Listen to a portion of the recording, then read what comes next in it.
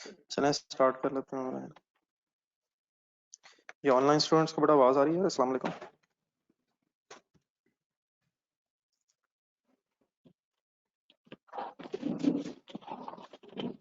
ये sir question number 3 एक बड़ा दिया था यार, हो गया complete? Question number 3 sir complete कर लिया सर। प्रोसेस 2 निकालें जरा, एक मिनट।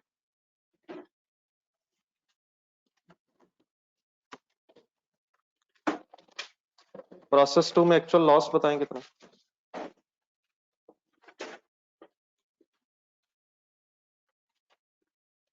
सब लोग काइंडली बताएं प्लीज।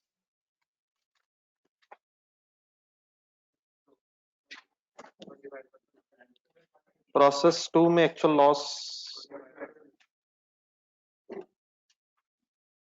प्रोसेस 3 में एक्चुअल लॉस बताएं। सर ये अभी बात ठीक है, लेकिन मेरा भी अपना एक सवाल है। प्रोसेस 3 में एक्चुअल लॉस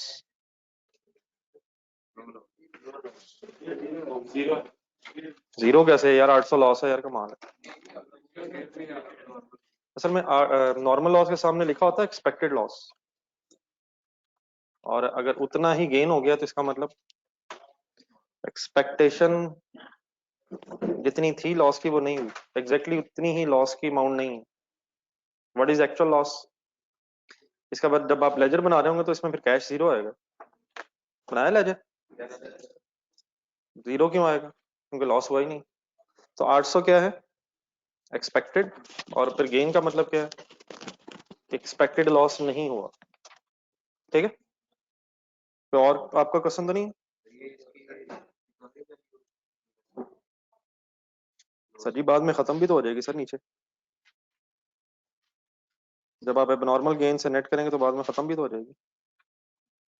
इतनी रिकवरी वैल्यू एक्सपेक्टेड थी, लेकिन बाद में नहीं हुई। तो नीचे अब नॉर्मल गेन का लेजर देखें, उसमें फिर नेट ऑफ भी तो होगी।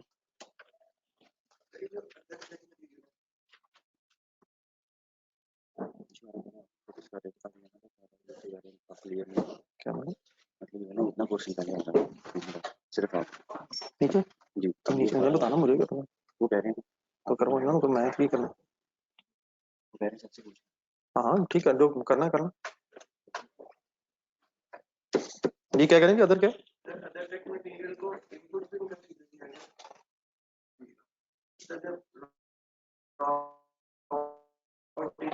क्योंकि सर जितने डायरेक्ट मटेरियल्स होंगे वो ऐड ही होंगे।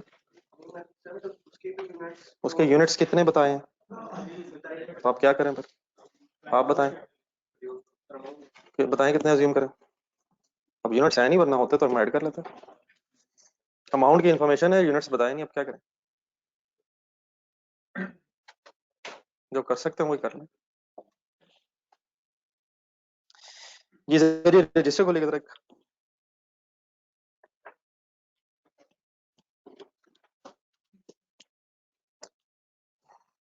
क्वेश्चन नंबर 3 से आगे जो बुक भी खोलना और रजिस्टर खोलें तो आज अपनी इस डिस्कशन को और आगे बढ़ाएं। अभी तक जो हमने प्रोसेस कॉस्टिंग में क्वेश्चंस किए हैं, उसमें हम क्या अज्यूम कर रहे थे कि ना brought down work in process है और ना क्लोजिंग वर्क इन प्रोसेस है। Brought down work in process ना होने का मतलब ये है कि कोई भी ऐसा यूनिट नहीं था जो पिछले पीरियड में स्टार्ट हुआ और हमारे पीरियड में उस पर कोई फर्दर काम हुआ। क्लोजिंग ना होने का मतलब बताएं। कोई यूनिट ऐसा नहीं है जिस पे इस साल काम कंप्लीट ना हो सका हो, ऐसे ही नहीं। सीडी का मतलब क्या होगा? ये वो यूनिट्स हैं जिन पे कुछ काम शुरू हो गया और बाकी कब होगा? Next accounting period. लेकिन अगर सीडी नहीं है तो उसका मीनिंग कि कोई यूनिट ऐसा नहीं रहा इस पीरियड के एंड पे जिस पे कुछ काम रहता हो जो अगले पीरियड में होगा। लेकिन क्या ऐसे हो सकता है कि ब्रॉड डाउन और कैरी डाउन वर्किंग प्रोसेसेस हो? तब उसकी बड़ा डिस्कशन स्टार्ट करेंगे। पहले बुक पे आ जाना। इमीडिएटली आफ्टर क्वेश्चन नंबर 3 आपको एक हेडिंग मिलेगी, वर्क इन प्रोसेस। कैलकुलेटर जरा पकड़ो।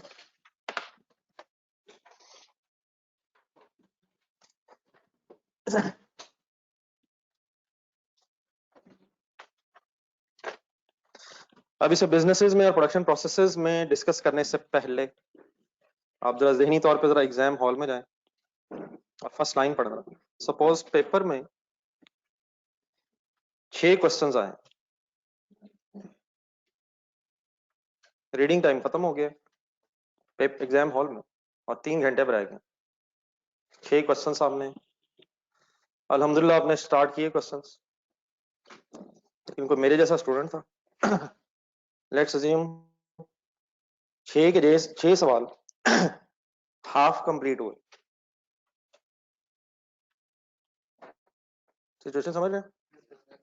मेरे जैसे होते हैं यार। अब मैं जब एग्जाम हॉल की सीढ़ियां उतर के अगर किसी ऊपर वाले फ्लोर में होऊंगा, नीचे उतरते तो नंबर लगा रहा हूँ, नॉर्मल सिनेरियो सर। सीढ़ियां उतरते उतरते बमुश्किल 47 बने होते हैं, आखिरी कदम उठाते थे 52 हो जाते हैं। तो मुझे अपना ऑनेस्ट एनालिसिस करते हुए 6 सवालों के हिसाब से नंबरिंग करनी चाहिए, या मेरे 50% complete questions are equal to 300% complete questions. क्या अगर मेरा हर सवाल आधा आधा कंप्लीट है तो इनफैक्ट मेरे नंबर 3 पूरे सवालों के होने चाहिए। ये 3 कैसे बना रहा हूं? तो क्या मेरे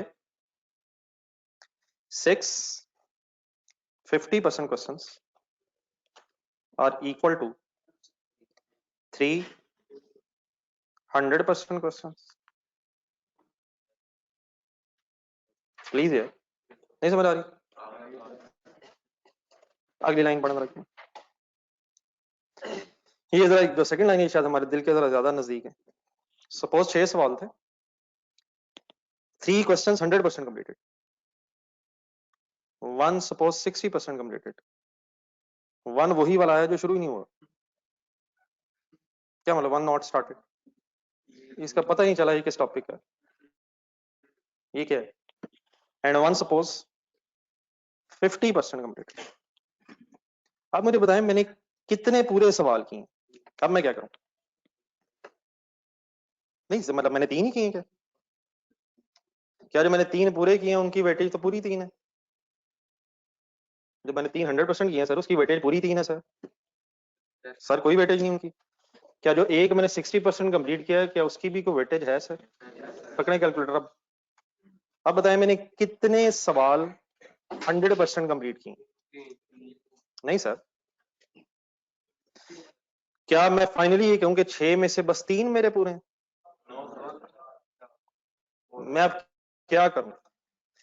क्या 3 क्वेश्चंस की वेटेज 100% है लेकिन एक क्वेश्चन की वेटेज 60% है? क्या ये 60% कंप्लीट है?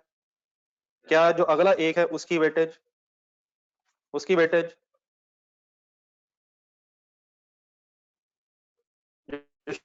शुरू नहीं सर उसकी 0 है, और जो एक हाफ कंप्लीटेड है उसकी परसेंटेज 50.1 से मतलब क्या होगा? वो 6 सवाल जो मैंने कुछ पूरे किए कुछ किए ही नहीं कुछ थोड़े से किए, उन सब की अब एवरेज क्या है कि मैंने इनफैक्ट 4.1 क्वेश्चंस 100% कंप्लीट किए हैं। क्या मैंने 6 सवाल 100% कंप्लीट? मैंने कितने सवाल तो 100% कंप्लीट किए हैं? 3। लेकिन क्या बाकी मैंने बाकी किया उसकी वेटेज 1.1 है, 1.1 100% क्वेश्चंस के बराबर। तो इन अदर वर्ड्स मेरे ये 6 क्वेश्चंस जो 300% है, 1 है ही नहीं, 160% है, 150% है, इन सब को अगर मैं इकट्ठा कर दूं तो अप्रोक्सीमेटली मेरे 6 क्वेश्चंस 4.1 100% क्वेश्चंस के बराबर है। इन अदर वर्ड्स मुझे 6 क्वेश्चंस के नंबर नहीं लगाने चाहिए, मुझे 4.1 100% क्वेश्चंस की मार्किंग करनी चाहिए। नहीं समझ आ रही? फर्स्ट लाइन दोबारा पढ़ें। अब समझ आता है फर्स्ट लाइन में कि 6 क्वेश्चन अगर आधे आधे कंप्लीट है तो इनफैक्ट 3 100% कंप्लीट है। और सेकंड लाइन में अगर डिफरेंट स्टेज ऑफ कंप्लीशन है, ये मेरे वर्ड समझ आएगा अगर मैं बोलूं स्टेज ऑफ कंप्लीशन, कितने क्वेश्चंस की स्टेज ऑफ कंप्लीशन 100% है? 3, तो वो तो ठीक है, 3 पूरे हो गए। लेकिन अगले क्वेश्चन की वेटेज स्टेज ऑफ कंप्लीशन अगर 60% है तो उसकी 0.6, जिसका किया ही कुछ नहीं वो 0, जिसको हाफ की है 50%। अब इसी तरह फॉर एग्जांपल एक मैन्युफैक्चरिंग प्रोसेस में 6 चेयर्स बन रही हैं, चेयर्स हैं फॉर एग्जांपल, 3 चेयर्स कंप्लीटेड हैं, तो इन 3 चेयर्स पे 100% कंप्लीटेड चेयर्स की कॉस्ट एलोकेट होनी चाहिए। एक चेयर 50% कंप्लीट है, तो इस चेयर को फिलहाल half cost of completed chair allocate होनी चाहिए। एक चेयर अगर 60% कंप्लीट है तो थोड़ा सा आप बोलना फिर क्या होना चाहिए? किसका किसका? जो फुली कंप्लीटेड चेयर की कॉस्ट है उसका 60% इसको फिलहाल एलोकेट होना चाहिए। बाकी 40% इसको कब एलोकेट होना चाहिए? जब बाकी काम होगा। तो वर्क इन प्रोसेस का मतलब फिर क्या हुआ? जितने परसेंट काम हो गया है उतने परसेंट कॉस्ट फिलहाल एलोकेट कर दें, बाकी कॉस्ट कब एलोकेट करें? जब बाकी होगा। तो let's assume 100 units at the end of the period 70% complete है, तो इन 100 यूनिट्स के सामने 70% कॉस्ट ऑफ 100% कंप्लीटेड चेयर्स या यूनिट्स होनी चाहिए। ठीक है यहां तक? क्या नेक्स्ट ईयर फिर ये ब्रॉड डाउन बनेगा? क्या नेक्स्ट ईयर फिर ये ब्रॉड डाउन बनेगा या इनपुट बनेगा? Carry down. फिर इनपुट नहीं बनेगा, ब्रॉड डाउन बनेगा। क्या ब्रॉड डाउन के सामने ऑलरेडी 70% कॉस्ट आ रही होगी? किस पीरियड से आ रही होगी? पिछले पीरियड से आ रही होगी। देन इसमें फर्दर क्या ऐड होना चाहिए कि ये फिनिश गुड्स बन जाएं? इनमें रिमेनिंग 30% मटेरियल लेबर ओवरहेड्स और अगर ऐड हो जाएं तो देन फिर लेजर की क्रेडिट साइड ध्यान में लाएं, फिर 100 यूनिट्स के सामने फिनिश गुड्स का रेफरेंस आ जाना चाहिए। तो this is a short story of work in process. लेकिन अब आए जरा हम एग्जैक्टली जरा डाटा के बेस पे चलते हैं।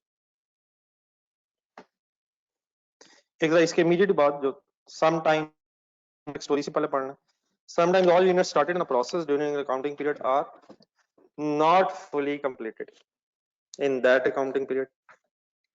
For example, let's assume during the year ended 30th June 2010, input units, output units, closing work in process, cost incurred during the period, इन 4 चीजों को मुझे जरा एक लेजर फॉर्म में प्लेस करवाएं। कौन सा ledger sir? Work in process account means process account. अभी फिलहाल जो हम डिस्कशन स्टार्ट करेंगे इसमें अभी ब्रॉड डाउन नहीं है, फिर पहले कैरी डाउन के डिस्कशन के बाद फिर ब्रॉड डाउन की तरफ आता हूं। तो लेट्स अज्यूम अभी स्टार्ट में ब्रॉड डाउन नहीं है। लिखवाएंगे डाटा, इनपुट किधर लिखूं? और सर इनपुट किधर लिखूं सर? 1000 यूनिट्स इनपुट सर, पहले यूनिट्स कंप्लीट करवा दो। आउटपुट किधर लिखूं? और लेट्स अज्यूम एक ही प्रोसेस है, finish goods. Closing work in process कहां लिखूं? सर जी कहां लिखूं सर? 200 यूनिट्स, लेकिन ब्रैकेट पढ़े जरा क्या है? इन 200 यूनिट्स के सामने कितने परसेंट कॉस्ट आनी चाहिए? कंप्लीटेड यूनिट की 40% कॉस्ट आनी चाहिए, बाकी 60% इसमें कब ऐड होना चाहिए? नेक्स्ट अकाउंटिंग पीरियड, जब बाकी काम होगा। ठीक है, फिलहाल एक आसान से हम डिस्कशन अभी करेंगे शुरू में। तो इसमें भी लॉसेस नहीं है, तो गेन्स भी नहीं है, नॉर्मल लॉस एक्सपेक्टेड नहीं है, यूनिट्स मेरे बैलेंस है। देन एक लास्ट लाइन में जाए, cost incurred during the period. अब ये cost incurred during the period अगर हमें कंबाइन बताई जा रही है तो it is sum of, it should be sum of material labour and factory units. तो 1 लाख रुपए का खर्चा हुआ, कितने यूनिट्स बनना शुरू हुए? कितने यूनिट्स बनना शुरू हुए? 1000 कितने बन गए और कितने अभी बन रहे हैं। अभी रजिस्टर खोल के यहां तक डाटा लिखा मेरा।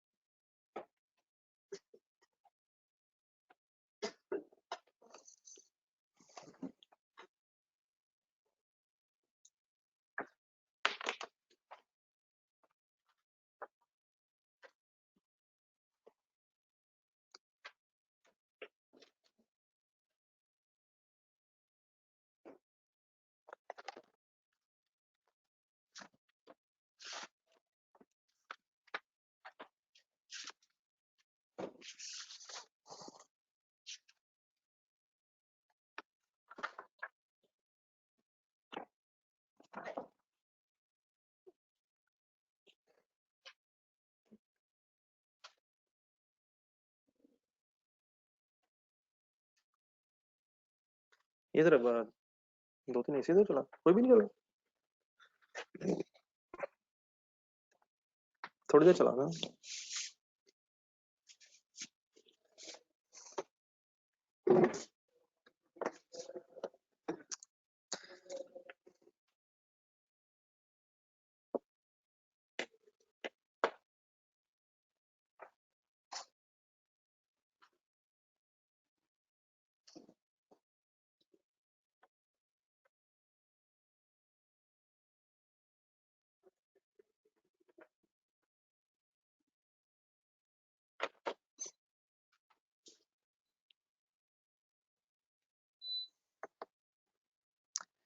ये सर जी को डाटा समझ आ गया सर।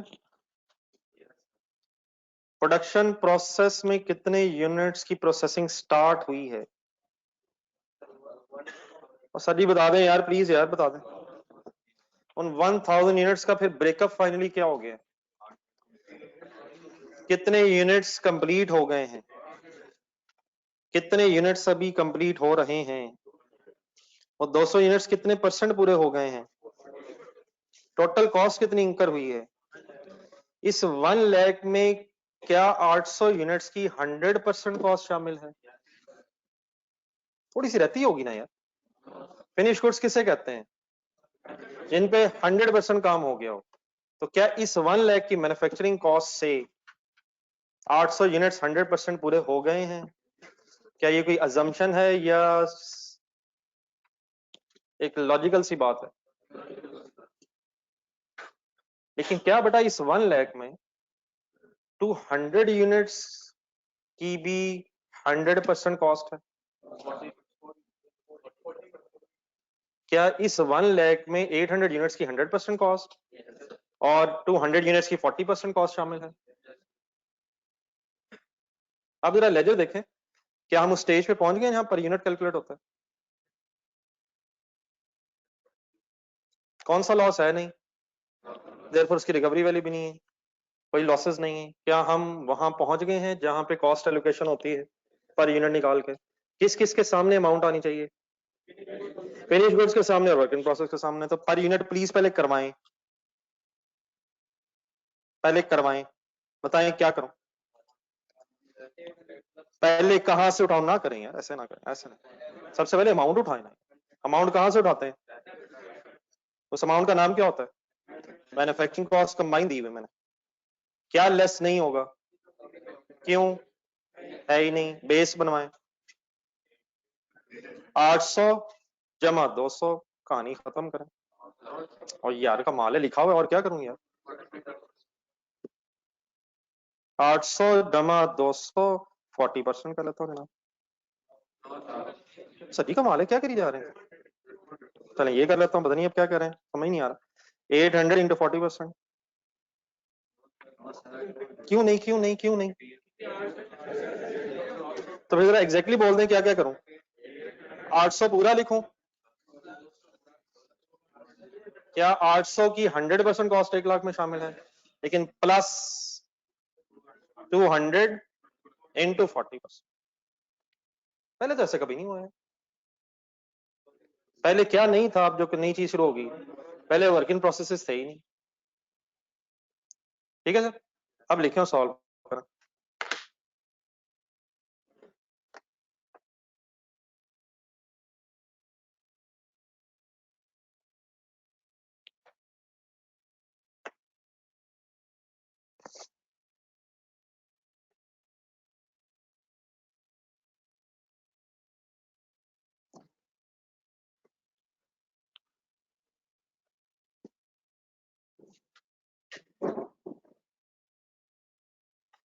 यहां से ऑनवर्ड्स बड़ा काम बस कंसंट्रेशन कराएंगे, सोचते जाए, करते जाए।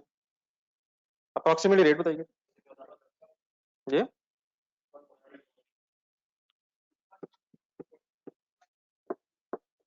पहले बेस सॉल्व कर लेना, 880 बन जाएगा।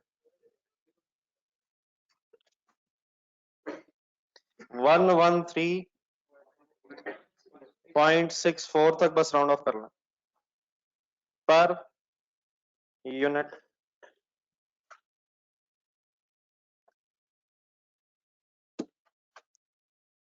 अभी आगे ना बस जाइएगा, साथ साथ रहना, यहां तक होगी वर्किंग।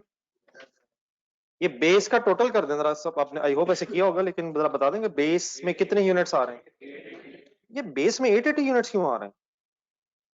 880 कहां से आ गया?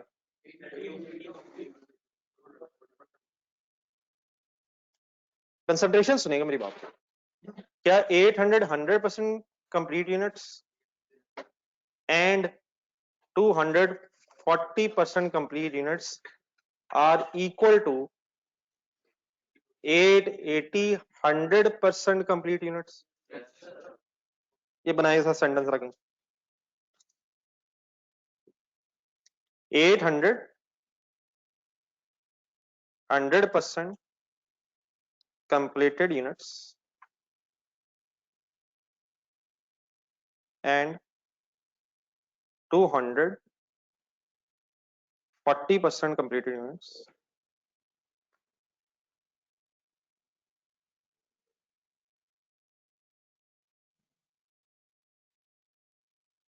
are in fact equal to, बताएं क्या, चलें इज इक्वल टू के आगे खुद लिखना,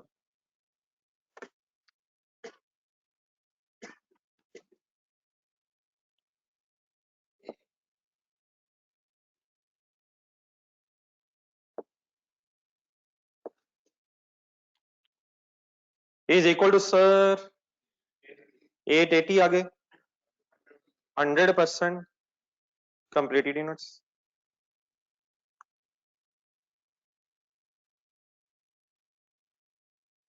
ये डेर ओके हैं सारे ऑनलाइन स्टूडेंट्स, ओके हैं सर इस सेंटेंस से, इस कंक्लूजन से यहां तक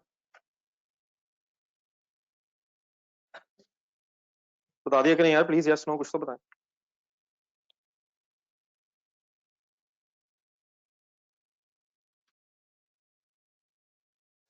अब बेटा जरा कहिए आप लोग दोबारा लेजर, एक मिनट पहले देख लें फिर फाइनल करते हैं इसे। क्या जो 800 यूनिट्स हैं इनके सामने यहां 800 यूनिट्स की 100% कॉस्ट आनी चाहिए, और क्या 200 यूनिट्स के सामने 80 कंप्लीटेड यूनिट्स की कॉस्ट आनी चाहिए? क्या यूनिट्स ही 80 हैं या यूनिट्स जो 200 हैं वो 80 के बराबर है? 240% complete units are equal to 80 100% complete units. तो 800 के सामने क्या आएगा? 800 यूनिट्स की 100% कॉस्ट, और 200 के सामने क्या आएगा? 80 कंप्लीटेड यूनिट्स की कॉस्ट। हजम हो रहा है सर? तो देन बेटा फाइनली क्या करेगा, रेट आ गया, कंसंट्रेशन से पहले देख लेंगे दोबारा। 800 मल्टीप्लाइड बाय 113.64 करेंगे तो क्या चीज आ जाएगी प्लीज बता दें पहले। फिनिश गुड्स की कॉस्ट आ जाएगी, और दूसरा था पहले सुने एक मिनट, फिर 200 मल्टीप्लाइड बाय, रेट कर दूं 200 मल्टीप्लाइड बाय 113.64 कर दूं। पहले क्या करूं, या तो 80 लिखूं, या रादर देन 80 लिखने के 200 इंटू 40% इंटू रेट। और मेरी सजेशन ये इसी तरह इसलिए लिखें क्योंकि बेस भी हमने इसी तरह फिलहाल बनाई है। तो क्या हम बेस को ही देख के बाद में कॉस्ट एलोकेशन कर रहे होते हैं? ये भी जरा जेन में लाएं जरा सारे। जिन यूनिट्स को हमने बेस में रखा होता है उन्हीं यूनिट्स पे फिर हम कॉस्ट एलोकेट कर रहे होते हैं। तो हमने 200 इंटू 40% को बेस में रखा है। करें सॉल्व।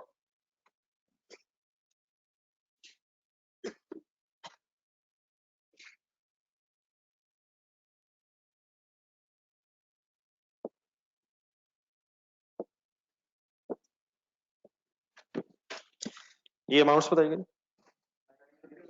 90912 राउंड ऑफ कीजिएगा। 9091 मेरा ख्याल है। वो बता दें यार, प्लेस करें। अब जब भी कभी रेट जरा राउंड ऑफ हो जाएगा तो इनसिग्निफिकेंट से इमटेरियल से डिफरेंसेस आ जाएंगे। टेंशन लिए बगैर कॉन्सेप्ट पे फोकस कीजिएगा और फाइनली टोटल करना मेरा।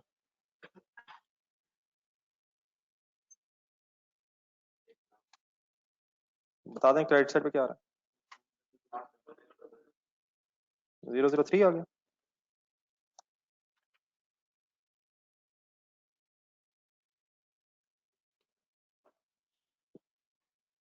जी फ्रेंड्स, इतनी खुशी किस बात की सर?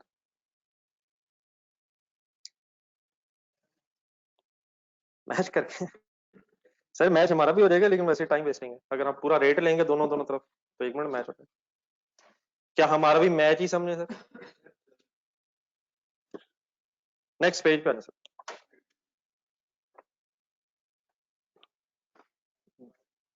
बालाजी, ये बातें जो आप करते हैं ना, रुपये रुपये का साहब, ये अपने सारी जिंदगी बड़े होकर याद रखना। मैं तो आपको खराब कर रहा हूँ ये कह के कि यार छोड़ो यार, लेकिन आपने याद रखना है हमेशा। मेरी हरगिज कोई गलत बात नहीं माननी जी। मैं डियर अब आए जरा, अभी तो मैं बिल्कुल एक सिंपलीफाइड से सिनेरियो में स्टोरी कंप्लीट की है।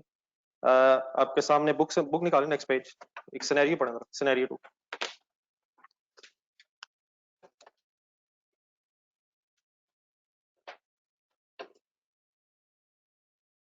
आपके सामने एक प्रोसेस अकाउंट बना हुआ है जरा इनकम्प्लीट फॉर्म में। तो क्या बना हुआ है जरा पहले पढ़ लेते हैं। डेबिट साइड में ब्रॉट डाउन नहीं है अभी। एक और एग्जांपल विदाउट ब्रॉट डाउन। लिखा हुआ है इनपुट, कितने यूनिट्स इनपुट। और बेटा इसके सामने अगर 16,000 लिखा हुआ है ना, तो अमाउंट जो है ना, ये मटेरियल लिखना जरा साफ।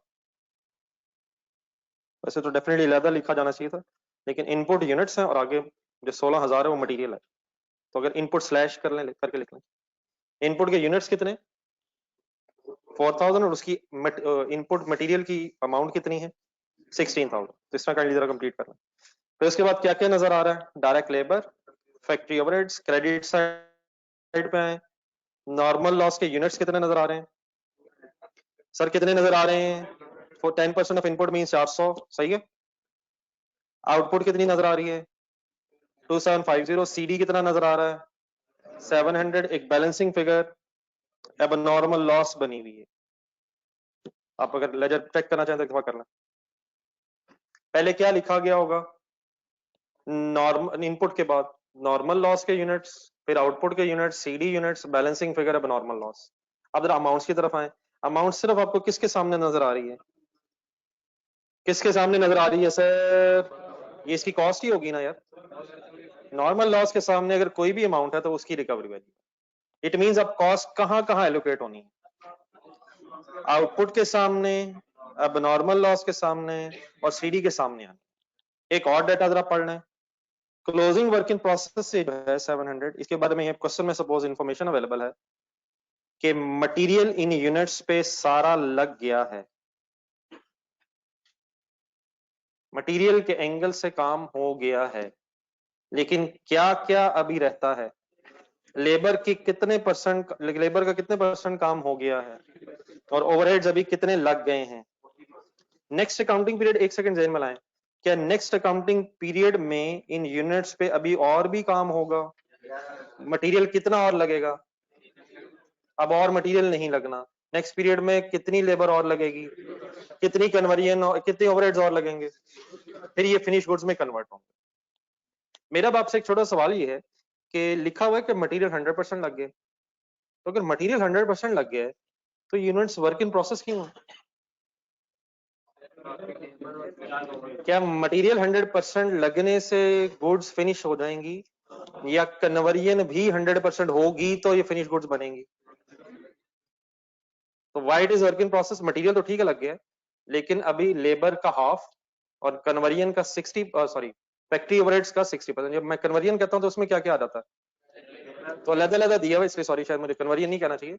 लेबर का भी 50% और इस पे अगले पीरियड में लगना है, और फैक्ट्री ओवरहेड्स का 60% काम अभी रहता है। अगर 1% भी काम रहता हो तो units will be called as work in process.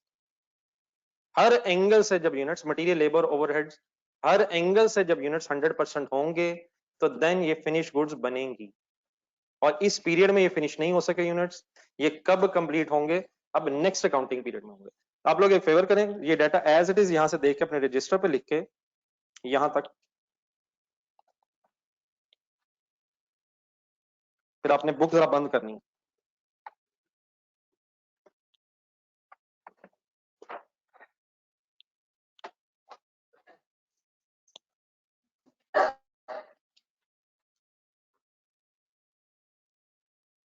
तो डाटा भी हमने पढ़ा, इसको एज इट इज रजिस्टर में लिखें, और फिर हम बुक बंद इसलिए कर देंगे ताकि किसी फिगर को पढ़ के या देख के हम कोई बायस डिसीजन ना लें, हम फिर खुद से सोच के इस सारी स्टोरी को कंप्लीट करें।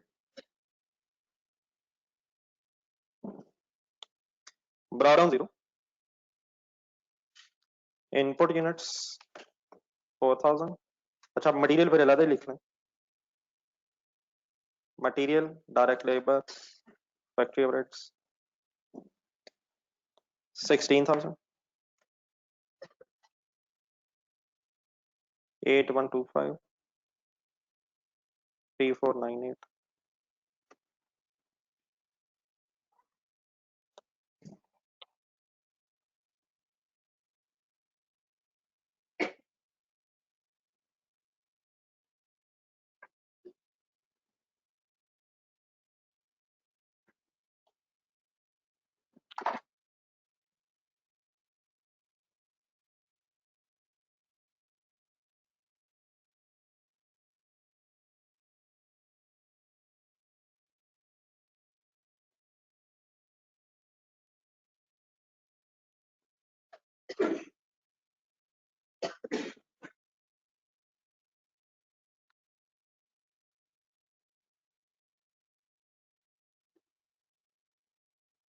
अब्दुल अहद गए? मिस्टर अब्दुल अहद?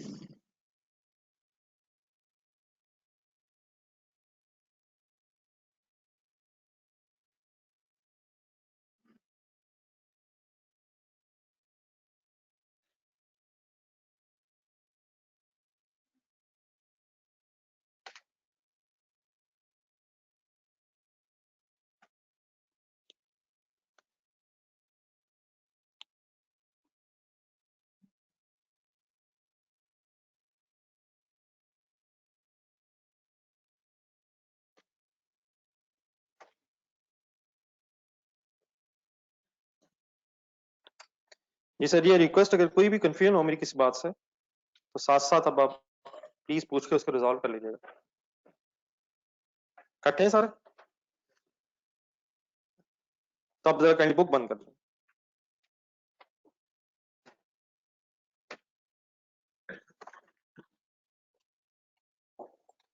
जी राय फारूक साहब, आपके सामने मैंने अब लेजर बना दी, कहीं से देख के फाइनल कर लें, और जरा 400 के सामने एक 700 लिख लें। It is given in question. 700 recovery value, 400 normal loss units. ये अगर कोई लिख रहा है तो काइंडली मुझे बता दें, राय फारूक साहब के अलावा कोई ऑनलाइन स्टूडेंट्स में से अगर लिख रहा है तो।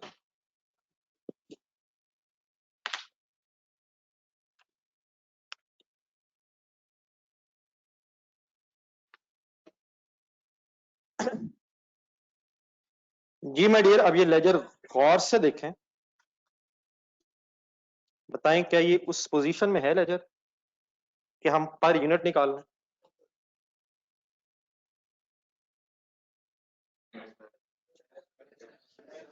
चलें बताएं अभी क्या रहता है।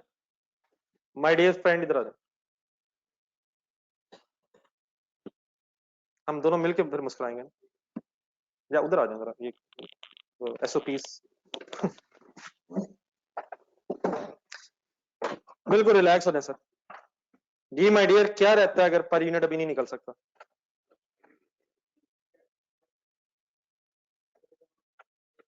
और सर जी पर यूनिट निकाल लूं सर, अब क्या रहता है वैसे? अब अमाउंट ही एलोकेट करनी है ना, किस किस के सामने?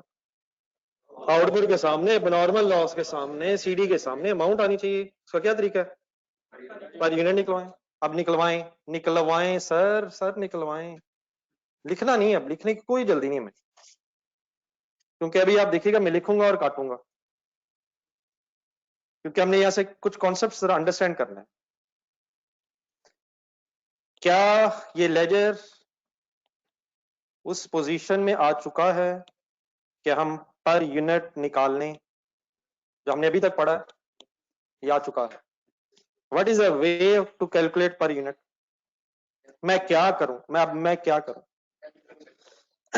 अब मैं क्या करूं? पहले मैन्युफैक्चरिंग कॉस्ट किस साइड से उठाऊं? उठा लें जरा, उठा दे मुझे। 16,000, 8125, 349. This will be called as manufacturing cost. Minus है कोई मसला? -700 रिकवरी वैल्यू। ना करें सर जी, ना करें बेटा, प्लीज ना करें, बिलीव मी, ना करें। आई होप कि हमारा इतना एक दूसरे के साथ एक्सपीरियंस हो गया। ये आप ही लिख रहा हूँ, आप आराम से लिखिएगा, पहले देखें हो क्या रहा है यहाँ तक, ठीक है? कंसंट्रेशन से मेरा ख्याल, पेन रख के आराम से यूं करके बैठे, मैंने कि टेक लगा लिया, आराम से बैठे, सिर्फ करवाएं। जी ठीक है, यहाँ तक अमाउंट ठीक है। बेस बनवाएं हम। बेस किस तरफ देख के बनवाते हैं? Only one exception is when abnormal gain. वो किस तरफ होता है? तो वो एक्सेप्शन एक है, अदरवाइज सब कुछ क्रेडिट साइड के यूनिट्स पे एलोकेट हो रहा होता है। शुरू करवाएं। 2750 प्लस 150 प्लस 700। सॉरी, एंड कहानी खत्म हुई। आप एवं टेंशन ले रहे थे।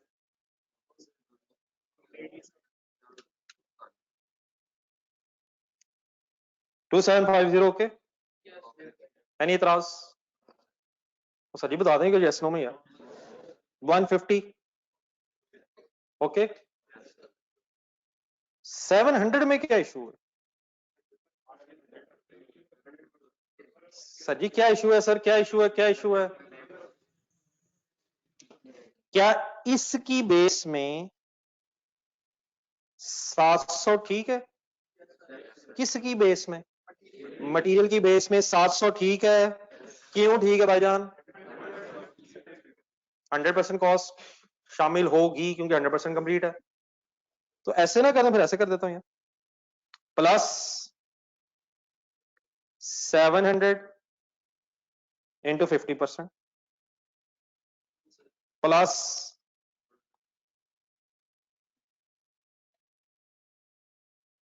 Plus 700 into 40%। ठीक है, अब क्या एतराज है? नहीं, एतराज जरा एग्जैक्टली एतराज बताएं, या कोई एतराज नहीं? कोई एतराज है? हमें क्या, क्या मैं क्लास में हूं? क्या 700 अगर मटेरियल की बेस में लिखा जाए तो ठीक है? क्या 700 इंटू 50% अगर लेबर की बेस में लिखा जाए तो ठीक है? क्या अगर 700 इंटू 40% ओवर हेड्स की बेस में लिखा जाए तो ठीक है? तो ठीक है तो सही। क्या इशू है? क्या इशू है? क्या क्या क्या यूनिट्स का क्या इशू है? क्या ये number of units he too much तो नहीं हो गए? एक मिनट कैलकुलेटर पकड़ा। 2750 प्लस 150। ये बिल्कुल ठीक है नासिर, आप बिल्कुल ठीक कह रहे हैं। नासिर साहब बिल्कुल सही फरमा रहे हैं। वो कहते हैं 703 दफा हो गए। एक दफा 700 पूरा, एक दफा 700 आधा, एक दफा 740%। तो इनफैक्ट ये तो यूनिट्स ही कितने सारे हो गए, इतने तो यूनिट स्टार्ट ही नहीं किए थे जितने बेस में आ गए, लॉस भी हो गए, तो मौजें हो गई। What is the problem, what is the problem, what is the problem, what is the problem? Concentration सुने, वर्किंग कर ली सबने? क्या 16,000 अगर अलहदा कंसिडर किया जाए मटेरियल वाला, तो उसकी बेस में 2750 प्लस 150 प्लस 700 पूरा सही है। लेबर की बेस अगर अलहदा सोची जाए तो क्या 2750 प्लस 150 प्लस 700 इंटू 50% ठीक है? और लास्ट आप जरा बोलना ओवरहेड्स के एंगल से, 2750 प्लस 150 एंड प्लस 700 इंटू 40% ठीक है। प्रॉब्लम क्या आया? We can not calculate a combined manufacturing cost per unit rate because, मैं सब कुछ लिखवाता हूं, कंसंट्रेशन सुनना, because the base of each cost component within manufacturing cost is different. What is the meaning cost component within manufacturing cost? Material, labor, overheads, in cost components की base में same units नहीं आने। तो आप यहां तक लिखें, ये आप देख के बनाएं और हल्का सा क्रॉस लगाएं, क्रॉस की वजह मैं भी लिखवाता हूं।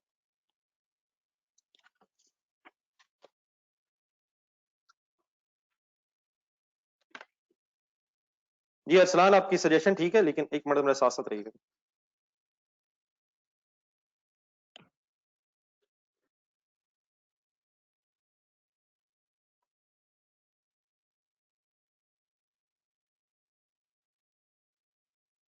और सर जी मुबाहिद साहब, बुक बंद हो चुकी है, तो बुक का पेज नंबर अब इस वक्त क्या करना है?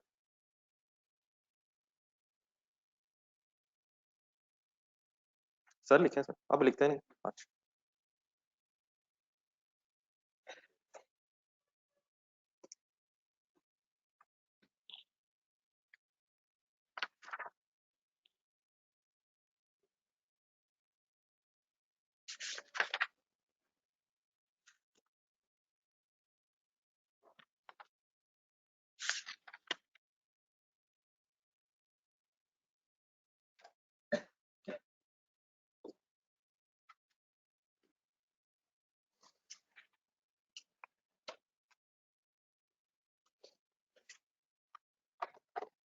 पिछले सवालों में ये इशू नहीं आया यार, ये मसला किसकी वजह से बन रहा है? वर्क इन प्रोसेस के यूनिट्स होने की वजह से। तो पहले वर्क इन प्रोसेस नहीं था, तो क्रॉस क्यों लगाया, इसकी रीजन लिखें। We can not calculate a combined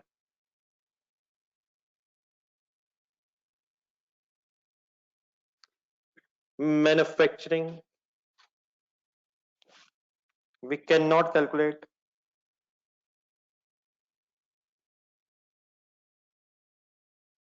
a combined manufacturing cost per unit rate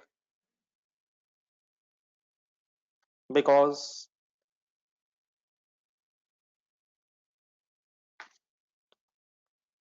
base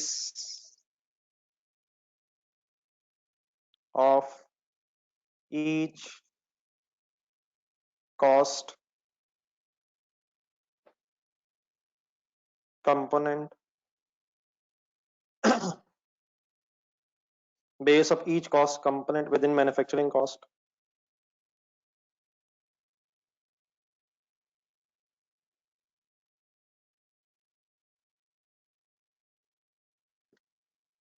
is different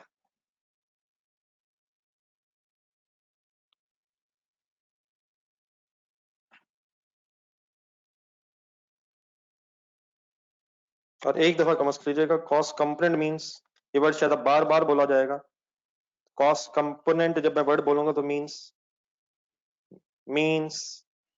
material,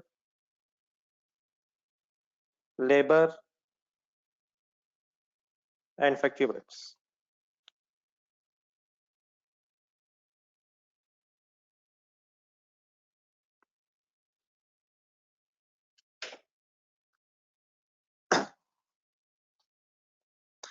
हम क्यों एक कंबाइंड रेट अब नहीं निकाल पाएंगे? पढ़ के आंसर सर। किसकी डिफरेंट है यार? कॉस्ट कंपोनेंट किसे कहते हैं यार?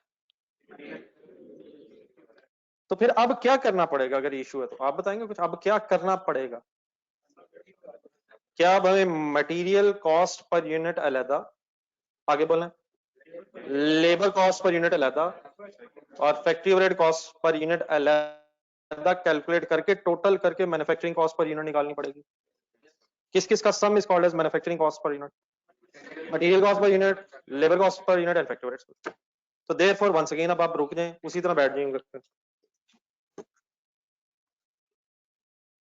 क्या बेटा अब मैं इस तरह ना करूं फिर कि material cost per unit, direct labour cost per unit,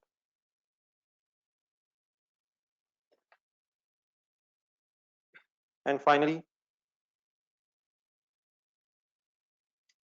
factory overhead cost per unit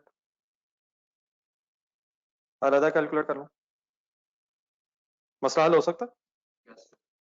therefore अब मैं क्या उठाऊं?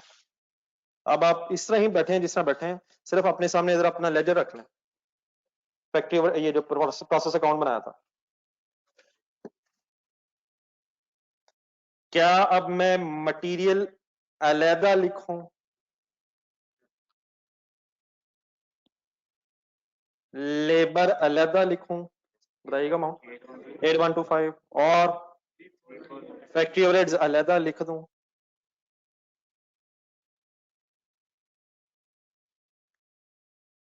एक सेकंड, क्या कुछ लेस भी होना है इसमें से? तो इसको एक सेकंड, जरा एक सेकंड छोड़िएगा जरा, पहले जरा बेस बनवाना है। क्या इसकी बेस में अगर मैं ऐसे लिखूं तो आप मेरे से एग्री कर जाएंगे? पूरा 700 क्यों? 100% कंप्लीट है। अगली बेस बोलें 2750 प्लस 150 और 700 into 50%। Next one 2750 plus 150 plus 700 into 40%। ठीक है सर? क्लियर है सर? सर क्लियर है सर? अब आए रिकवरी वैल्यू की तरफ। रिकवरी वैल्यू कितनी है? 700। तो 700 अगर है तो -700 -700 -700। और पहले ऐसे ही किया है यार, और तीनों से लेस किया है, और से देख नहीं। और सभी तीनों से ही लेस किया ना यार, मटेरियल लेबर ओवरहेड्स ऐड किए और तीनों से माइनस कर दिए। क्या इशू बना, क्या इशू बनेगा सर? क्या इशू बना इस तरह करने से सर? क्या इशू बना? क्या 2100 लेस हो जाएगा? 703 होना क्या चाहिए? तो देन बेटा अब 700 लेस होना चाहिए, लेकिन क्योंकि हमने अलग अलग लिख ली है तो बहुत से काम किए जा सकते हैं, प्रोपोर्शनेट किया जा सकता है, सब कुछ किया जा सकता है। लेकिन एग्जामिनर के लिए एक्सेप्टेबल ये है कि अगर आप अलग अलग रेट निकाल रहे हो तो फिर आप ये रिकवरी वैल्यू ऑफ लॉस को बस फर्स्ट कॉस्ट कंपोनेंट में से माइनस करना है। ये जरा सेंटेंस बोलिएगा, कहां से माइनस करना है? फर्स्ट कॉस्ट कंपोनेंट से मेरी मुराद क्या हुआ करेगी? तो क्या तीनों में से माइनस करना है या किसी एक में से? प्रोपोर्शनेट भी हो सकता है, लेकिन प्रोपोर्शनेट आपके सिलेबस का पार्ट नहीं है। The only thing that is acceptable इसके क्या, रिकवरी वैल्यू को आप फर्स्ट कॉस्ट कंपोनेंट में से माइनस कर दें, विच इज जनरली मटेरियल। आप यहां तक बनाएं, फिर ये जो मैंने जनरली वर्ड बोला मैंने इसको लिखवाना, ये बस एक सेकंड एक सेकंड। अब ठीक है वैसे, या प्रोपोर्शनेट कर दें या बस एक दफा लेस करें, और प्रोपोर्शनेट इज नॉट रिक्वायर्ड। एक दफा कहां से लेस कर दें? फर्स्ट कॉस्ट कंपोनेंट से। बना लें।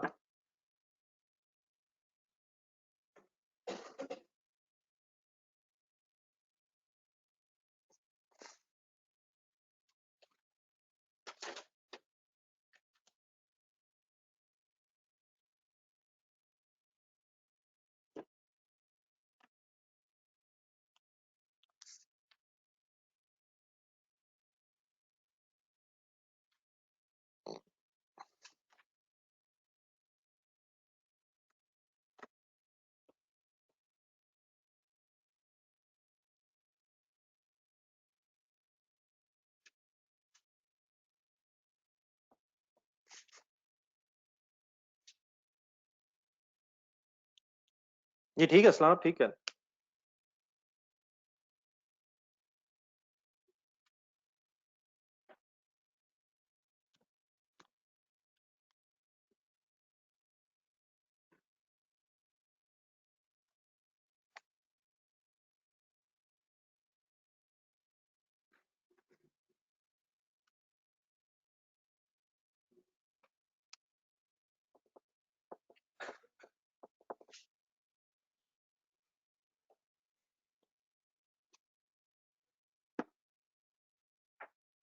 सर मोबाइल ऑफ कर दें सर। बच्चा एक मोबाइल ऑफ करना चाह रहा है नीचे क्लास में, कोई हेल्प करे उसकी। अब्दुल हाजिर मोबाइल ऑफ करिए, उसको समझ नहीं आ रही।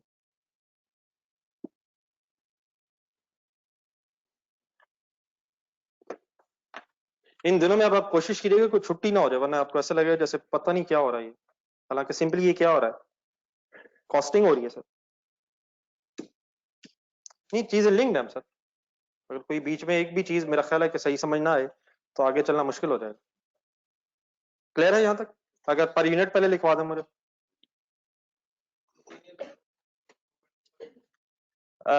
4.25। नहीं, जस्ट अ मिनट। इसको एक दो आप पूरा बोलना, मैंने एक बोलना, बाकी दोनों आप बोल के लिखिएगा। पहले अब रेट को इस तरह बोला जाना चाहिए, मटेरियल कॉस्ट पर यूनिट। बात बिल्कुल सिंपल है, लेकिन प्लीज क्लियर करें ये क्या है। अगला जो आएगा वो क्या होगा, बताइएगा क्या है। 2.5, it is labour cost per unit. Next one 1.1 क्या है, फैक्ट्री कॉस्ट पर यूनिट। इसका टोटल करें।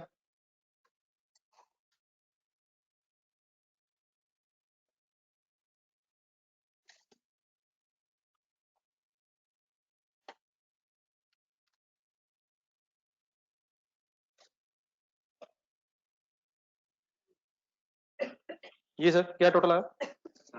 7.85 का सोच के फाइनल नाम बोले।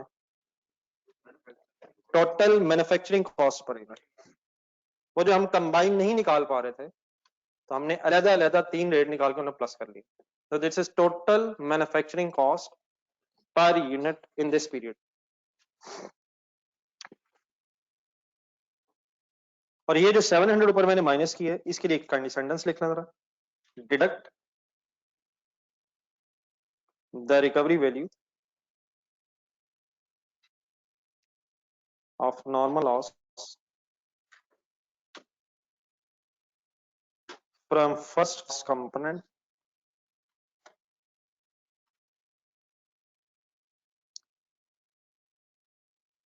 which is generally material। देखिए जब हम बड़े हो जाएंगे इंशाल्लाह कुछ दिन में, तो ये कभी कभी मटेरियल से पहले भी कुछ हुआ होता है, तो आप टेंशन ना लीजिएगा, इंशाल्लाह वो भी आ जाएगा। तो नॉर्मली मटेरियल, लेकिन हमेशा मटेरियल नहीं, हमेशा क्या, फर्स्ट कॉस्ट कंपोनेंट। नहीं नहीं, रहने देना, जब जरूरत पड़ेगी तो। बल्कि चीजें आ चुकी हैं, लेकिन जब एग्जैक्टली जरूरत पड़ेगी फिर याद करो। सही वर्ड ये याद रखें, फर्स्ट कॉस्ट कंपोनेंट। लेकिन फिलहाल जब तक कोई आती नहीं नई चीज, तो नॉर्मली मटेरियल।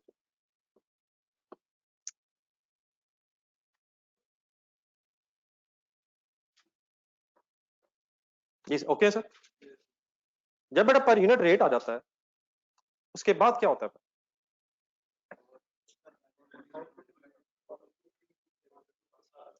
जब पर यूनिट रेट आ जाता है, बस नई चीज क्या हुई है बीच में, हम कंबाइन रेट नहीं निकाल पाए, अलग अलग करके अब रेट तो आ गया है।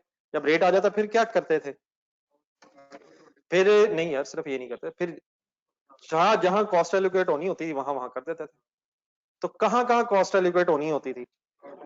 नहीं, वो ये भी ना करें मेरा हाल, हम अपनी बेस देखते थे। सोच लें, काइंडली सोच लें। जो बेस में यूनिट्स लिखे होते थे, उनसे रेट मल्टीप्लाई कर देते थे। तो वंस अगेन जरा 1 मिनट रुक के सोचें कि कोई मैं गलत काम या कोई नया काम तो नहीं कर रहा। अब मैं करने क्या लगा हूं, एक हेडिंग बना लेता हूं, कॉस्ट एलोकेशन।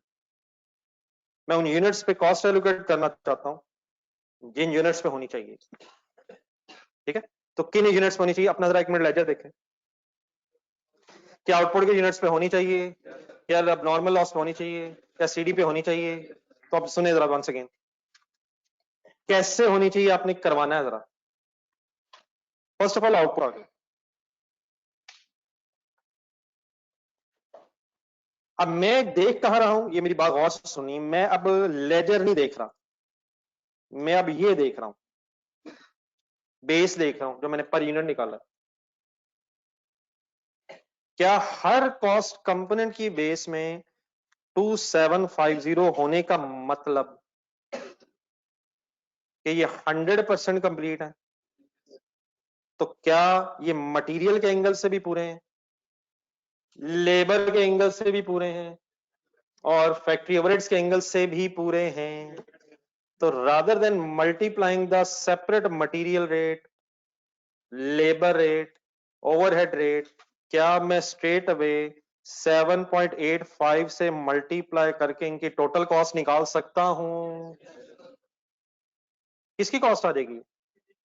आउटपुट की टोटल कॉस्ट आ जाएगी। सिमिलरली एबनॉर्मल लॉस आपको बेस में क्या हर कॉस्ट कंपोनेंट के मुताबिक सेम नजर आ रहा है? तो क्या टाइम बचाने के लिए रादर देन कि मैं अलग अलग रेट मल्टीप्लाई करूं, टोटल से मल्टीप्लाई कर दूं सर? मैंने कहां देख के रेट लगाया आपको पता? मैं लेजर नहीं देख रहा इस वक्त, मैं अपनी बेस देख रहा हूं। आखिरी बेस गौर से देखें, वर्क इन प्रोसेस वाली 700 सिर्फ कहां नजर आया? नहीं, ये तो नजर आ रहा है 700, लेकिन वो 50% से मल्टीप्लाई भी हो रहा है, फिर 40% से मल्टीप्लाई हो रहा है। क्या इस केस में अब मैं मजबूरन अलहदा अलहदा अलहदा रेट यूज करूंगा? क्योंकि 700 मटेरियल के एंगल से पूरा है, लेकिन 50 एंड 40% रिस्पेक्टिवली लेबर ओवरहेड्स के एंगल से पूरा। अब इसकी वर्किंग कैसे करूं? बोले बोले आप करवाएं। 700 इंटू क्या करूं? 4.25, यहां तक इन 700 यूनिट्स की मटेरियल कॉस्ट आ जाएगी, प्लस 700 इंटू 50% इंटू 4.25 लेबर की हाफ कॉस्ट आ जाएगी, और फाइनली 2.5, सॉरी सर, और फाइनली बोले जरा आप ही बोले, मैं तो गलत लिख रहा हूं। 700 into into into into into 1.1 खत्म हो जाएगा। आप लिखें, सॉल्व करो।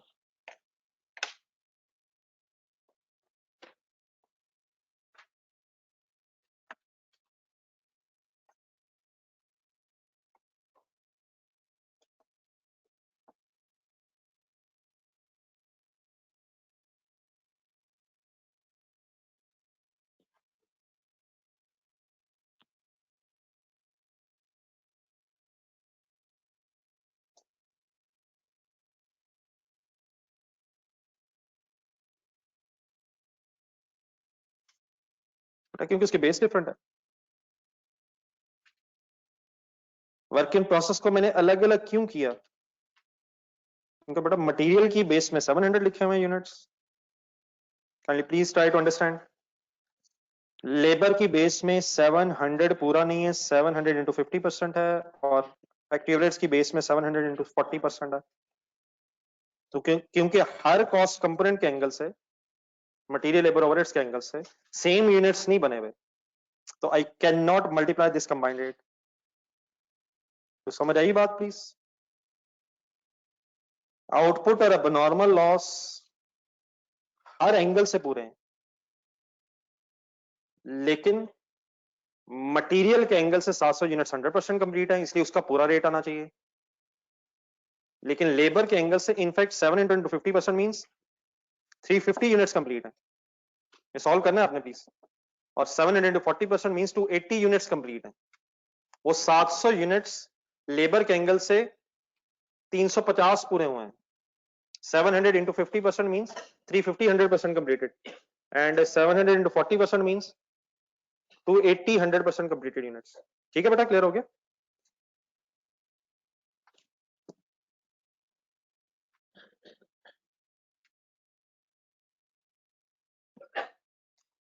जी आपका तो नहीं क्वेश्चन?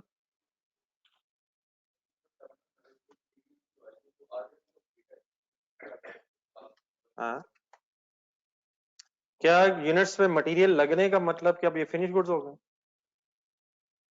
या यूनिट्स पे लेबर ओवरहेड्स भी पूरी होने का मतलब अब ये फिनिश गुड्स है? सिर्फ मटेरियल लगा, लेकिन कन्वर्जन रहती है। कब ये फिनिश गुड्स बनेंगे? जब बाकी 50 एंड बाकी 60% लेबर ओवरहेड्स भी लग जाएंगे। अब ठीक है, लेकिन बहरहाल ये क्या जरूरी है कि मटेरियल सारा लग गया हो? ये भी कोई जरूरी नहीं है, हो सकता है 80% लगा हो, 20% भी लगना हो। लेकिन फिलहाल क्या सिचुएशन है, मटेरियल तो लग गया है, लेकिन क्या ना पूरा लगने की वजह से अभी भी ये वर्क इन प्रोसेस है, कन्वर्जन पूरी ना होने की वजह से अभी भी ये वर्क इन प्रोसेस है। क्लियर रखनी है ये बात, क्लियर होगी? आंसर्स बताइए जी, और सर जी आंसर बता दें। 2588, 21588, 1178 एंड 4158। प्लेस करें फिगर्स, कहां प्लेस करें बताएं? कौन से लेजर में, किस नाम वाले लेजर में? प्रोसेस अकाउंट में फाइनल करें इन्हें। 2158, 1178 एंड 4158। लेजर का टोटल भी कर लें यार, 27623 एंड 27624।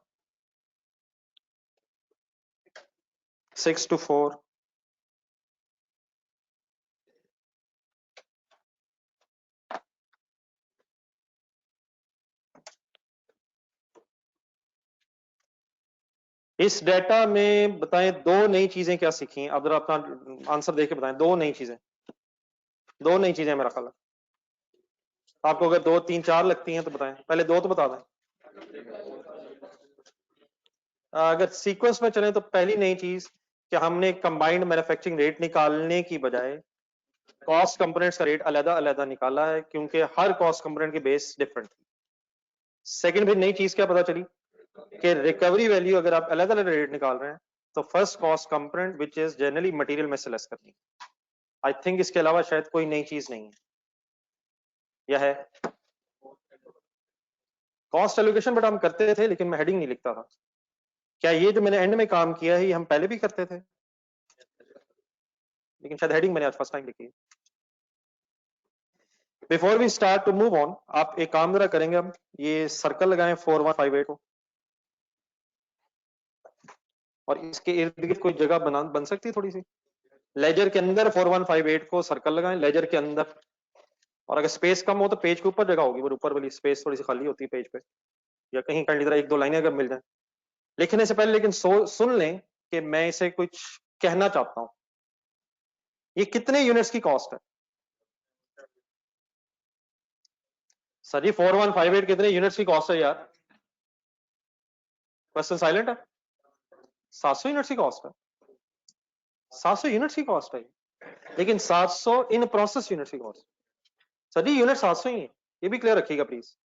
700 यूनिट्स इन प्रोसेस है। क्या ये गलत लिखा हुआ 700? तो 700 यूनिट्स की कॉस्ट है, लेकिन 700 किन यूनिट्स की? जो बन रहे हैं, वो 700 यूनिट्स जो अभी बन रहे हैं, और 100% मटेरियल, 50% लेबर और 40% कन्वर्जन ओवरहेड्स लग गई हुई है, उसकी ये कॉस्ट है। तो इट इंक्लूड्स क्या क्या क्या? 100% मटेरियल, 50% लेबर एंड 40% ओवरहेड्स। बस एक आसान सा सेंटेंस लिखना है, इट इंक्लूड्स 100% मटेरियल,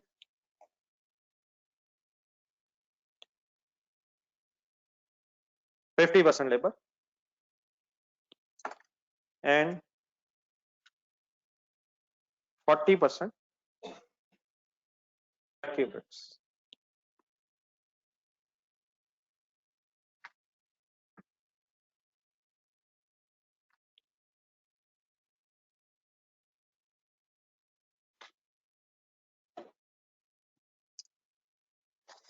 ये कह के कि मुझे पता है मैं नहीं लिखूंगा, काइंडली प्लीज लिख लीजिएगा, मुझे पता आपको पता है, लेकिन यही चीजें अगर पता होंगी सही तो आगे बात बननी है।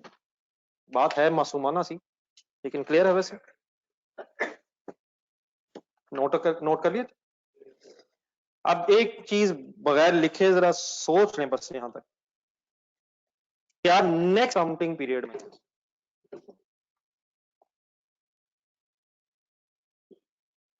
यही 700 यूनिट्स ब्रॉट डाउन कहलाएंगे? सही है यहां तक?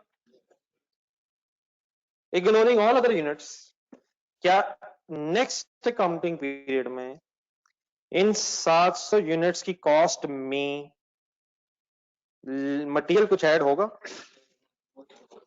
और सर जी मटेरियल ऐड होगा, लेकिन 50% लेबर और 60% ओवरहेड्स अगर इंकर हो गए तो फिर ये यूनिट्स नेक्स्ट काउंटिंग पीरियड में फिनिश गुड्स के नाम से क्रेडिट साइड पे जब मौजूद होंगे तो क्या यही अमाउंट आ रही होगी या इस अमाउंट में कुछ प्लस हो रहा होगा? क्या प्लस हो रहा होगा? 50% लेबर एंड 60% ओवरहेड भी प्लस होके फिर टोटल कॉस्ट आ रही। आई होप बात समझ आ गई है। क्या सर, क्या इसमें 100% मटेरियल ऑलरेडी है? तो इसका मतलब अगले साल मटेरियल ऐड नहीं होगा। क्या इसमें 50% लेबर ऑलरेडी है? तो देयरफॉर इसमें 50% लेबर अगले पीरियड में और ऐड होगा और 60% ओवरहेड्स भी ऐड होंगे, फिर ये फिनिश हो जाएंगे।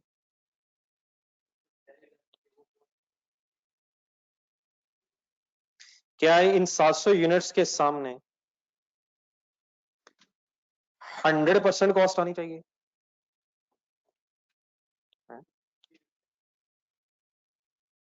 ये सबसे सवाल है। क्या 700 यूनिट जब बन जाएंगे तो सिर्फ इस खर्चे में 50% लेबर अगले पीरियड की और 60% ओवरहेड्स अगले पीरियड के बस होने चाहिए?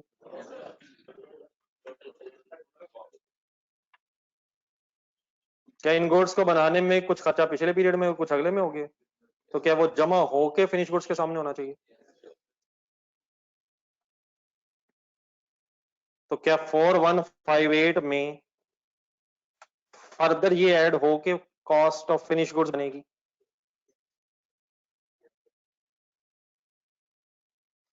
देन इसके बाद बेटा दोबारा अपने रजिस्टर की तरफ आ जाए। जो हमने डिस्कशन की अल्हम्दुलिल्लाह बात पूरी हो गई है हमारी। एक आखिरी से मसला आज का ये रह गया कि ये जो हमने अब कंसंट्रेट, जो नई चीज आज नहीं है, सिर्फ प्रेजेंटेशन बस बतानी है आपको। ये बेटा तो सारी वर्किंग की है, ये बिल्कुल अल्लाह का शुक्र है, कॉन्सेप्ट ठीक है, लेकिन ये जो हमने बेस में इस तरह से प्लस प्लस करके लिखा है, ये लिखा तो जा सकता है लेकिन ये जो प्रेजेंटेशन है एग्जामिनर पसंद नहीं है।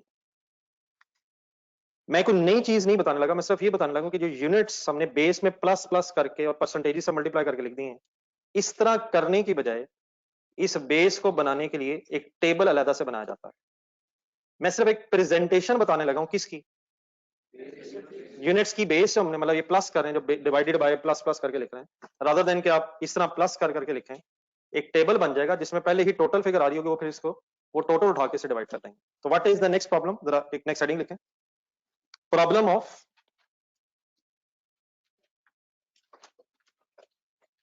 presentation of units in the base of। ये बेस का मीनिंग सबको पता है? जरा कहीं बता दीजिएगा जरा बेस का मीनिंग। नहीं बता, बेस का मतलब यूनिट्स नहीं है, बेस का मतलब जिसे डिवाइड करना। तो कैन बेस बी आर्स?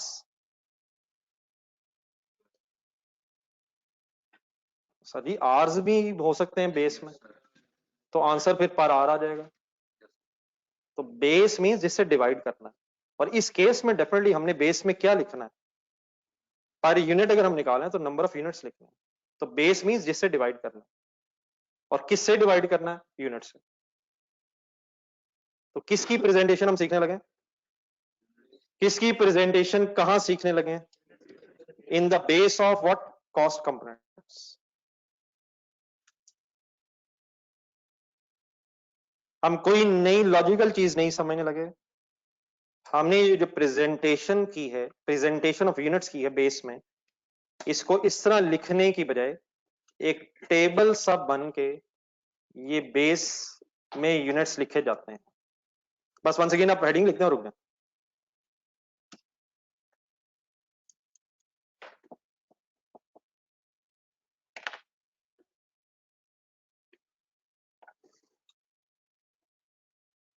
इसमें जब एक टेबल बनाया जाता है स्टोरी में, उस टेबल का नाम है, बस आप यहां से ऑनवर्ड्स में लिखिएगा, equivalent production units. Production units का मतलब क्लियर है सर जी? प्रोडक्शन यूनिट्स का मतलब क्लियर है सर? लेकिन इक्विवेलेंट का मीनिंग इंशाल्लाह अभी 1 मिनट में पता चल जाएगा।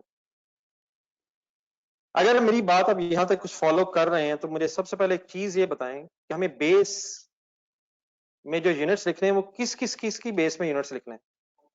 नहीं, किसकी, अकॉर्डिंग टू दिस सवाल ना, मटेरियल की बेस में लिखने हैं, लेबर की बेस में लिखने हैं और ओवरहेड्स की बेस में।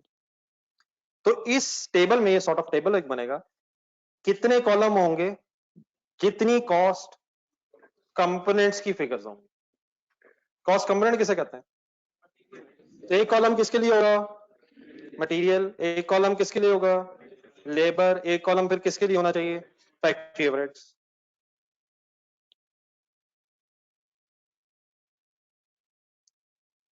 देन अपना लेजर देखें जरा एक मिनट। ये टेबल जब हम बनाने लगा करेंगे तो कॉस्ट एलोकेशन किस तरफ होती है? क्रेडिट साइड की तरफ। कोई एक्सेप्शन है इसकी?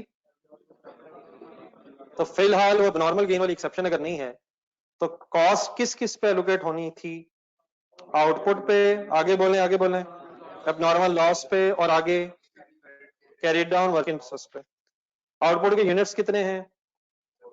2750, 150 और 700। ठीक है सर यहां तक? अब अपना पर यूनिट निकाल के सामने रखने रजिस्टर में से, जो हमने अभी पर यूनिट वर्किंग की है। ये वाले यूनिट्स मुझे आपने कहां से देख के लिखवाए? ये जो मैंने टेबल के बाहर लिखे हैं लेजर से। अब मैंने आपको क्या दिखाना है, चाहा है आपकी पर यूनिट वाली वर्किंग। क्या मटेरियल की बेस में 2750 पूरे यूनिट्स आएंगे? क्यों? क्या मटेरियल इन यूनिट्स में 100% लग गया है? क्या लेबर की बेस में भी टोटल आएंगे? क्या ओवरहेड्स की बेस में भी टोटल आएंगे? सर जी देखें क्या आएंगे, क्या आ रहे हैं, और यहां भी आएंगे। अब नॉर्मल लॉस आप बोलें, क्या यहाँ 150 आएगा, यहाँ भी 150 आएगा, यहाँ भी 150 आएगा? प्रॉब्लम सिर्फ कहाँ है? मटेरियल की बेस में क्या आना चाहिए? पूरा 700। लेबर की बेस में 50%, लेकिन 50% को लिखने का तरीका कैलकुलेटर पकड़ा है। अब वो जो 700 इंटू 50% लिखा था उसको सॉल्व करके यहां लिख दें। और जब भी इस टेबल में हम लेस देन 100% यूनिट्स लिख रहे होंगे तो साथ एक परसेंटेज लिख देंगे। हर वक्त परसेंटेज लिखेंगे? कब लिखेंगे? जब लेस देन 100% यूनिट्स होंगे तो तब हम परसेंटेज लिख देंगे। क्या यहां भी एक परसेंटेज लिखूं? क्या यहां भी कोई लिखूं? कितनी सर? तो 700 का 40% मीन्स 280 यूनिट्स। क्लियर है? तो क्या मटेरियल की बेस में टोटल कितने यूनिट्स आने चाहिए, लेबर की बेस में कितने आने चाहिए, और फैक्ट्री ओवरहेड की बेस में कितने आने चाहिए? अब ये कैलकुलेट हो सकते हैं। तो यहां तक बना लें आप table.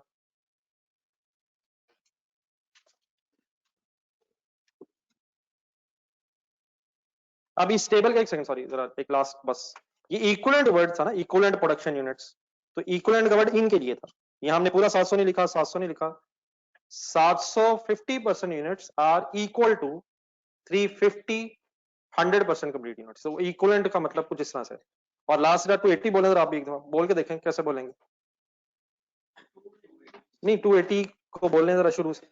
740% complete units are equivalent to 280 100% complete unit. तो ऊपर भी एक वर्ड आ रहा था इक्विवेलेंट, तो इक्वलेंट इसलिए है क्योंकि अगर लेस देन 100% कंप्लीट होंगे तो फिर हम परसेंटेज की बेस पे वर्किंग कर रहे होंगे, तो देन एक यहाँ तक टोटल कर लें।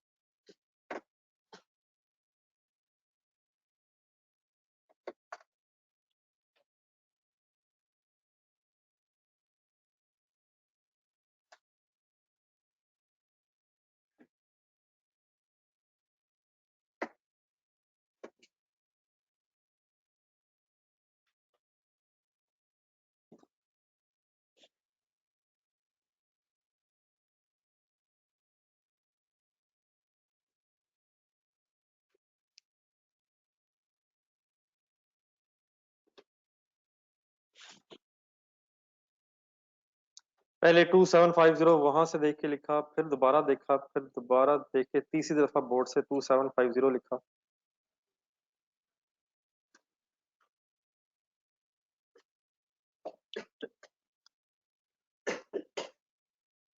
टोटल बताइए सर। 3600, 3250, 3180।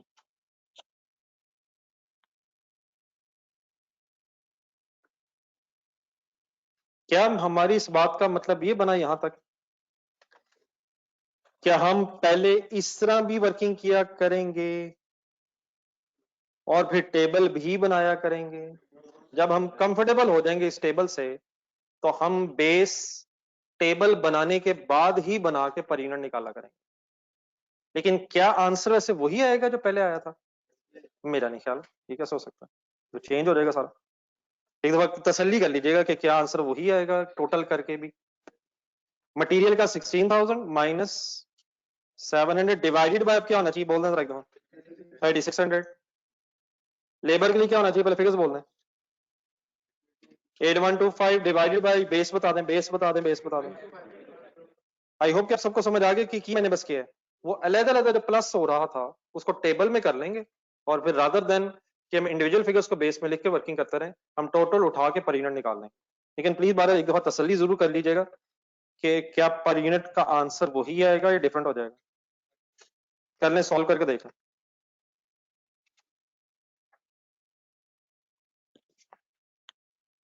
देख लें कंफर्टेबल हो।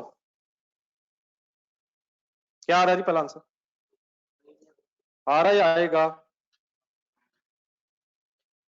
दूसरा?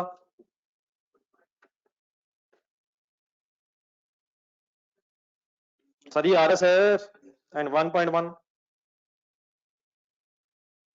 तो rather than preparing the base as it is जैसे हमने ऊपर बनाई है, उसकी बजाय अब हम कोशिश किया करेंगे कि वो वर्किंग टेबल में हो जाए और फिर बेस कॉस्ट के नीचे लिख के, अमाउंट्स के नीचे लिख के एक पर यूनिट निकाल लिया जाए। बस टेबल बनाना समझ आ गया कैसे बनाया हमने, कहां से शुरू किया है और कैसे एंड किया, जरा एक दफा दोबारा सुनना। कहां से शुरू किए? लेजर देखा है, हाँ वो ठीक है, ये भी चलो ठीक है। पहला स्टेप यही है कि कॉस्ट कंपोनेंट्स के मैंने कॉलम बनाए हैं। कॉस्ट कंपोनेंट्स के कॉलम का मतलब मटेरियल, लेबर, ओवरहेड्स के मैंने कॉलम्स बनाए हैं। देन मैंने इनिशियली टेबल के बाहर एक डाटा ढूंढा है लेजर से, किस साइड से? क्रेडिट साइड से। आउटपुट अब नॉर्मल लॉस और सीडी, इस पे कॉस्ट एलोकेट होनी है। इनके मैंने यूनिट्स पहले एज इट इज लेजर में से देखे हैं और देन फिर मैंने सिर्फ ये सोचा है कि कौन कौन से जो यूनिट्स हैं वो मटेरियल के एंगल से कितने बने हैं, लेबर के एंगल से कितने परसेंट बने हैं और ओवरहेड्स के एंगल से कितने बने हैं। मैंने मट्टी आउटपुट और नॉर्मल लॉस को 100% क्यों लिखा है? क्योंकि उनके 100% काम हो गए। और मैंने लेबर को अकॉर्डिंगली परसेंटेज क्यों लिखा है? क्योंकि उतने उतना परसेंट काम उन पे होगा। ठीक है सर, आपसे रिक्वेस्ट ये है कि जरा आज रिवाइज कर लें। अब घर के लिए सवाल अभी कोई नहीं बन सकेगा क्योंकि मैंने अभी कल फर्दर डिस्कशन करनी है, तो इंशाल्लाह फिर कल के डिस्कशन के बाद क्वेश्चंस घर के लिए भी हुआ करेंगे और क्लास में भी हुआ करेंगे। तो आप रिक्वेस्ट है प्लीज यहाँ तक रिवाइज कर लीजिएगा, किस तरह का पिछला कोई सवाल रहता है इसको अब कंप्लीट कर लीजिएगा।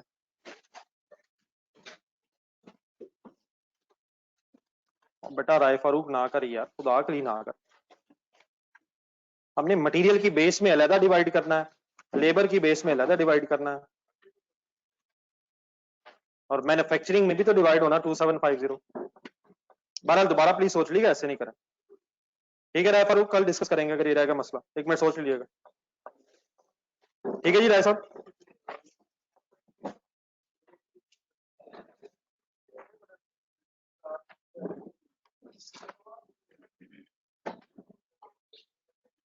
ये जिस तरह हमने आज ये डिस्कशन की, इसके मुताबिक ये जो कॉस्ट रिलेटेड होता है नॉर्मल गेन का, फिर ये 20 हम क्यों लेस करते हैं? ये 100 ओके, ये क्रेडिट साइड पे, डेबिट साइड पे। लॉजिकल।